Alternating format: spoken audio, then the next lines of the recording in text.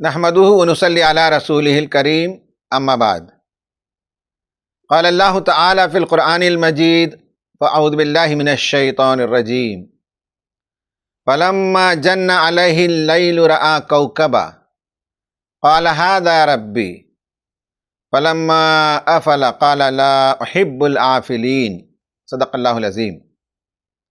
حضرت ابراہیم علیہ السلام کی سیرت کا ایک اور ابھرا ہوا پہلو وہ ڈیبیٹنگ سکلز ہے۔ ہمیں بھی سماج میں، اپنے آفس میں، دعوت کے میدان میں، گھر میں مختلف امور اور مختلف موضوعات پر ڈیبیٹ کرنا ہوتا ہے۔ یہ ایک سکل ہے، ایک فن ہے، اور اسے آدمی سیکھتا ہے۔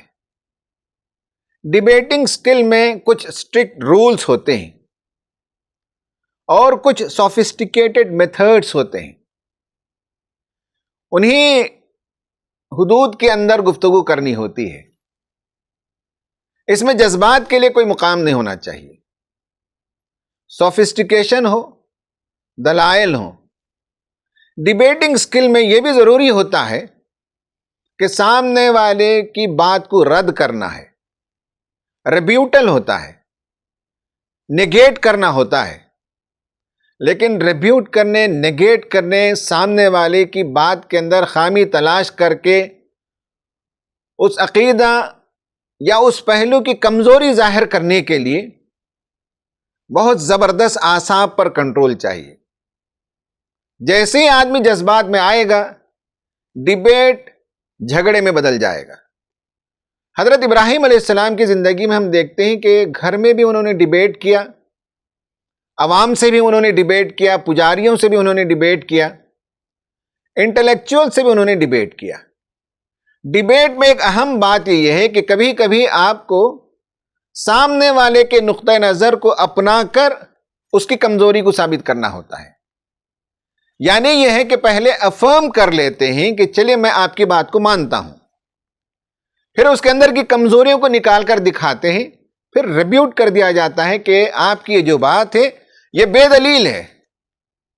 حضرت ابراہیم علیہ السلام کے زمانے میں ہر شہر میں ایک بڑا مندر ہوا کرتا تھا۔ اس مندر کا کوئی دیوتا ہوتا تھا یا کوئی دیوی ہوتی تھی۔ کبھی سورج کا دیوتا، کبھی چاند کی دیوی، کبھی تاروں کی دیویاں ہوتی تھیں۔ اور لوگ کوئی بھی بڑا کام کرنے سے پہلے ان مندروں میں حاضری دیتے اور وہاں فال نکالتے اور قسمت پوچھتے، اور جب وہ اوکے کریں تب سفر پر نکلیں گے، تجارت کریں گے، شادی کریں گے، اور اگر وہاں پجاری بتا دیں کہ نہیں کرنا ہے تو بالکل اس سے رک جائیں گے۔ حضرت ابراہیم علیہ السلام نے ڈیبیٹ کیا اور بتایا کہ یہ جو کچھ تم پوجا کرتے ہو ان کی کوئی حیثیت نہیں ہے، ان کا کوئی وہ مقام نہیں ہے جو تم دیتے ہو۔ جن کے بت بنا کر لوگ پوجتے ہیں، قرآن ان کے بارے میں کہتا ہے کہ بعض دفعے اپنے سماج کے وہ بہت ہی مکرم، ہائیلی ریسپیکٹیبل بندے ہوا کرتے تھے۔ وہ بندے تھے، ان کے جانے کے بعد لوگ انہیں خدا بنا لیتے ہیں۔ تو حضرت ابراہیم علیہ السلام نے کہا کہ چلو ڈیبیٹ کرتے ہیں، اور ہو سکتا ہے کہ کوئی سیمینار ہوا ہو، کوئی ڈیبیٹ کی محفل سجی ہو، اور وہ رات کا وقت ہو، اور اس وقت آپ نے کہا کہ دیکھو یہ وہ تارا ہے جس کی دیوی تم نے بنا کر یہاں رکھا ہے اور اس کی پوجا کرتے ہو۔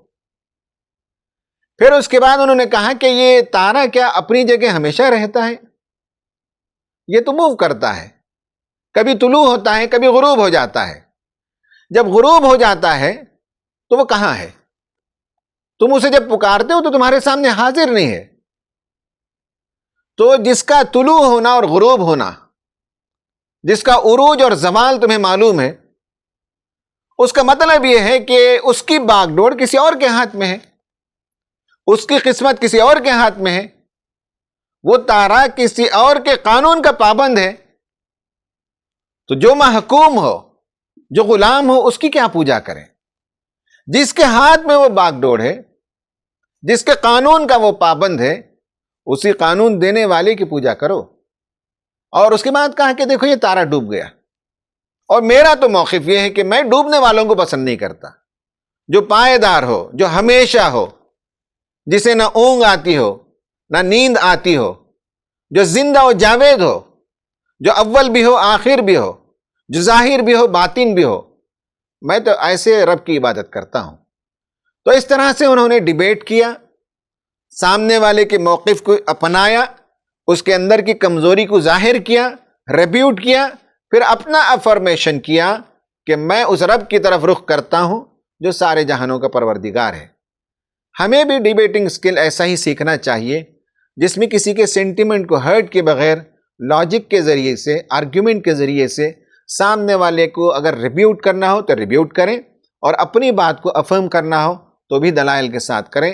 اللہ تعالی ہمیں اس کی توفیق عطا فرمائے، آمین۔ وآخر دعوانا ان الحمد للہ رب العالمین۔